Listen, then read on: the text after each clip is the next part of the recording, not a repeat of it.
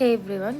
మనం ఎప్పుడైనా బాధపడుతున్నప్పుడు మనం ఒకటి ఎక్స్పెక్ట్ చేస్తాం. మన అనుకునే వాళ్ళు ఇట్స్ ఓకేలే, మేమున్నాం కదా, మేము చూసుకుంటాం కదా అని చెప్పాలి అని.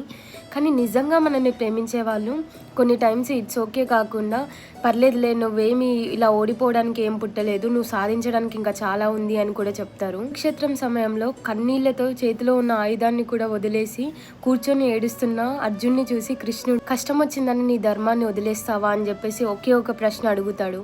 ఇలా బలహీనత నీకు తగదు, నీ యుద్ధం నువ్వు చెయ్యి, నీ హృదయంలో ఉన్న భయాలన్నీ వదిలేసి లేచి నిలబడు అని చెప్పేసి చెప్తాడు. జీవితంలో కూడా మనతో పాటు ఏడ్చేవాళ్ళే కాదు, మనం ఎప్పుడైనా వీక్గా ఉన్నప్పుడు మనలో ఉన్న స్ట్రెంగ్త్ గుర్తు చేసేవాళ్ళు మనకు చాలా ఇంపార్టెంట్. అలా నా లైఫ్లో నాకు నా పేరెంట్స్ అండ్ నేను ఎంతగా నమ్మే నా కృష్ణుడు నాతో ఉన్నాడు.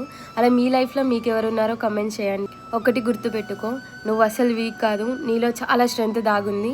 దాన్ని నువ్వు గుర్తించి ముందుకు అడుగులు వేయి. హరే కృష్ణ.